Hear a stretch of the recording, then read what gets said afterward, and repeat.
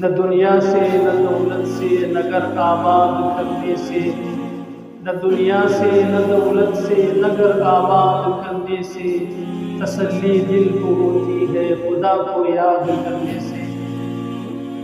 दिल गुलिस्ता था तो हर शय से टपकती थी बहार, दिल गुलिस्ता था तो हर शय से टपकती थी बहार, दिल बयाबा हो गया आलम बयाबा हो गया। बस मा कदर मनो दगा द दुनिया ژوند دی، दुनिया په ژوند کې د هر سړي دا تمنا وي چې ما ته سکون میلاو شي، ما ته راحت میلاو شي، زه خوشحاله وګرځم په دنیا کې. هر سړي دا کوشش دی، که زنانه ده، که سړی دی، که هلک دی، که ډاکټر دی، که انجینیر دی، که بادشاه دی، که غریب دی، که امیر دی، د هر سړي دا کوشش وي چې ما ته په دنیا کې سکون میلاو شي، ما ته راحت میلاو شي. یو سړی هم دا نه غواړي چې زه پریشان شم، یعنی یو سړی هم پریشاني نه غواړي. نه یو ډاکټر دا وایي چې زه دې پریشان شم، نه یو انجینیر دا وایي چې زه دې پریشان شم، او نه یو بادشاه دا وایي چې ما ته دې پریشاني راشي، او نه یو زنانه دا غواړي چې زه پریشان شم، او نه یو کوچنی هلک دا غواړي چې زه دې پریشان شم. هېڅوک هم په دنیا کې دا نه غواړي چې زه دې پریشان شم. که یو سړی دا وایي چې پوښتنه وکړي چې ته غواړې چې پریشانه شي، او دی وایي اوس په پریشاني ماته ډېر خوند راکوي، نو د ده به فوراً موږ د دماغ والا ډاکټر ته بیایو، دا پاګل دی، د دې علاج وکړه، دا پریشاني غواړي. ځان په قصده په خپله پریشانه کوي دا سړی. نو په دنیا کې یو سړی هم دا نه غواړي چې زه پریشان شم، او هر سړی دا غواړي چې ما ته سکون میلاو شي، ما ته راحت میلاو شي، ما ته خوشحالي میلاو شي. د هر سړي دا کوشش. خو هغه راحت، سکون، آرام دا دی د دې تجویز د په خپله باندې کړی دی. د سکون حاصلېدو لپاره د یو خپله یو لاره اختیار کړې ده. یعنی بعضې کسانو دا لاره اختیار کړې ده، هغه وایي چې که پیسې موږ ته میلاو شي نو موږ ته به سکون او راحت او چین میلاو شي، موږ به ډېر خوشحاله شو، زموږ زړه ته به سکون میلاو شي. او بعضې خلکو بیا دا لاره اختیار کړې ده، زه په غټه نوکري باندې ولګېږم، ما ته به سکون میلاو شي، راحت به میلاو شي، چین به میلاو شي ما ته. او بعضې خلک بیا دا وایي چې زه د ملک بادشاه شم، ما ته به چین میلاو شي، راحت به میلاو شي، سکون به میلاو شي. او بعضې خلکو چې په غټه عهده باندې راشم نو زه به ما ته به چین او سکون او راحت میلاو شي. نو د هر چا خپل یو تجویز دی، خپله یو لاره اختیار کړې ده. هغه دا هر سړی دا غواړي چې ما ته سکون میلاو شي، خو د سکون د میلاوېدا د خپله یو لاره اختیار کړې ده. او په دنیا کې هر سړی چې دی هغه پریشان دی، هر سړی پریشان دی. ته چې د یو سړي څه پوښتنه وکړې، په ظاهره به ورته ګورې ډېر ټیک ټاک وي، ډېر ښه موټرانو کې به ګرځي، ډېره ښه کیسه به وي، ډېر ترتیب یې برابر وي. لیکن ته چې د ده څه معلومات وکړې چې څنګه څه پریشاني خو نشته، دی به تا ته دومره داستان ووایي، دومره مجلس به درته وکړي، دومره شکوې به درته وکړي، ته به دا وایې چې دا په دنیا کې تر ټولو غټ پریشان چې دی هغه دغه سړی. یعنې ته به دا فیصله وکړي چې تر ټولو غټه پریشاني چې ده د دغه سړي سره مخامخ. هر سړی چې دی هغه پریشان دی. د دنیا پریشانیانې چې دی هغه ختمېدل نه لري. اوس د کوچني هلک سې راواخله، یو کوچني هلک ته چې ته ورته ته پریشان یې، دی وایي اوس زه ډېر پریشان یم. ولې پریشان یې؟ خو نه یو غم شته، تا باندې د کاروبار ذمهواري شته، نه نور داسې پریشانۍ به تا باندې شته، ته ولې پریشان دی؟ دی وایي زه کوچنی یم، مور مې وایي، پلار مې وایي، غټ ورور چې دی هغه مو روب راباندې کوي، د بازار شیان راباندې راغواړي، د معمولي خبره باندې چپله اخره کوي، ټکوي مې، ول راکوي. نو زه ډېر پریشان یم چې زه غټ شم، زما د کوچنیوالي زمانه چې ختم شي، زه غټ شم، بیا به ما ته سکون میلاو شي، زه به ډېر خوشحاله شم، ما ته به راحت میلاو شي. وایي بیا چې کله غټ شي، وایي ته بیا پوښتنه ځینې وکړه چې اوس خو ستا هغه بچپن چې دی هغه ختم شو، اوس څنګه یې، خوشحاله یې او بې خوابه دی؟ وایي دی وایي ډېر پریشان یم. ولې پریشان یې؟ خو بچپن چې مو ختم شو، بیا ولې پریشان یې؟ وایي دی دا وایي چې اوس ما ته یو ښه کور والا راته میلاو شوی وایي، واده مې کړی وایي، د زندګي یو ساتي ما ته میلاو شوی، یو همنشین چې ورته وایي چې په هغه باندې زما زړه ته سکون میلاوېږي، زما ژوند به جوړ شي چې د ښه نجلۍ سره واده وکړم. بیا چې واده وکړي، بیا یو څو وخت بعد پوښتنه ترې وکړي چې ته څنګه اوس په تا هغه د واده خوشحالي دې هغه میلاو شو، واده دې وکړې، د خپل د خوښې نجلۍ سره دې واده وکړې، اوس ولې څنګه دی بیا وایي زه اوس هم پریشان یم. ولې پریشانه یې؟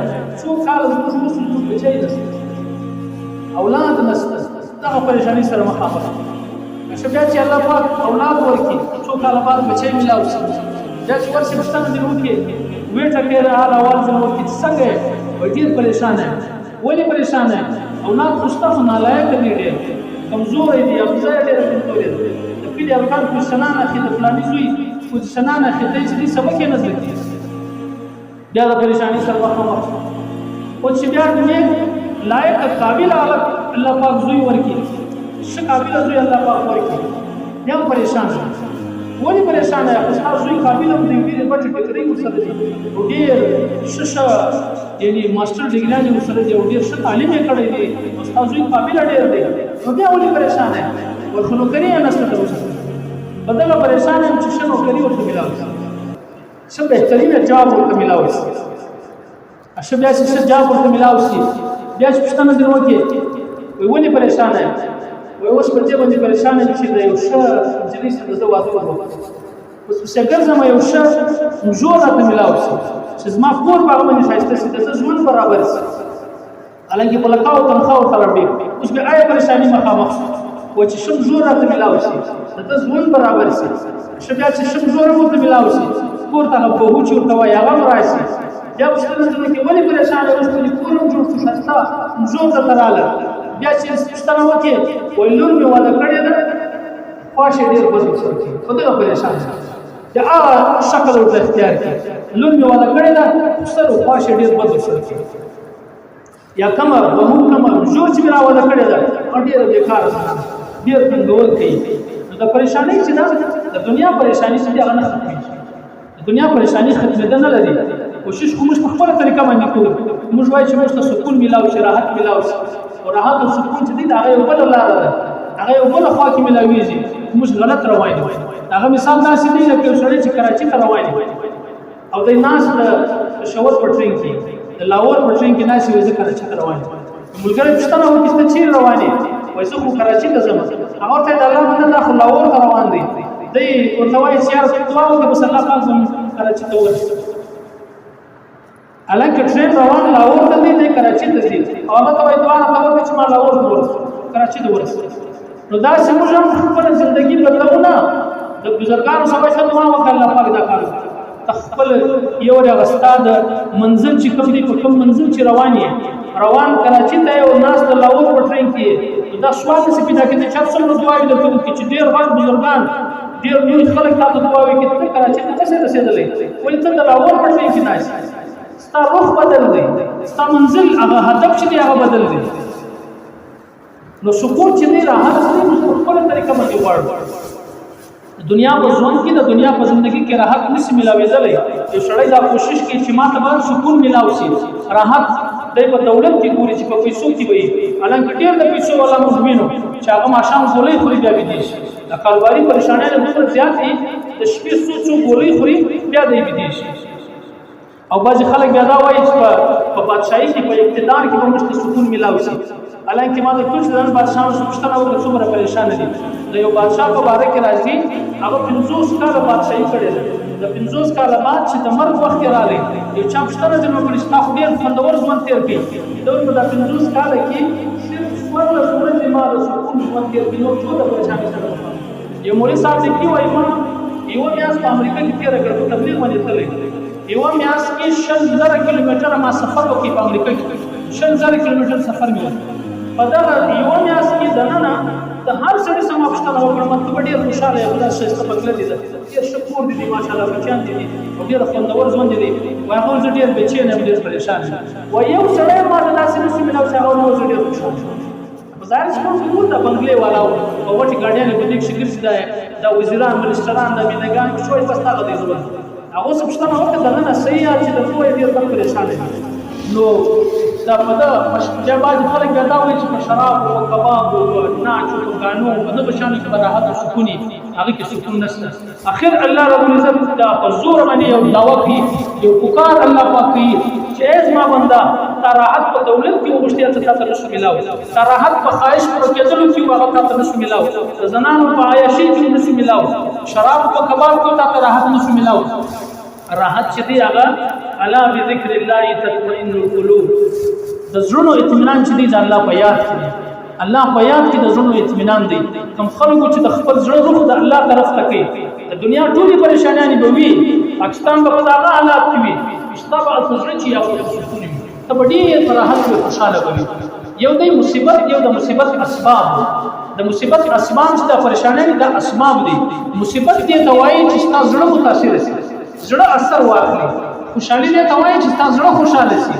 ظاهره بدن ستړی، ذهني ډیپریشن، پریشانی دې ته مصیبت نه وایي کېږي. مصیبت هغه شی ته وایي چې هغه ستا زړه متاثر کړي. نو کوم چې زړه متاثر شو هغه ټیم بیا معلومه شو ستا ته مصیبت ملاو شو. نو اوس الله والا خلک چې کوم دي، الا ان اولیاء الله لا خوف علیهم ولا هم يحزنون. الله رب فرمایي چې الله والا چې په هغه باندې نه خوف شته نه غم شته. سړی سوچ وکړي چې الله دومره غټه دعوه وکړه، حالانکه د الله والا خلک چې د ملایان د ټول د حالاتو سره مخامخ دي، بچیان بیمار دي، پریشانی سره مخامخ دي، مصیبتونو کې اخته دي. نو الله پاک ولې وایي چې غم په دې باندې نشته، پریشانی په دې باندې نشته؟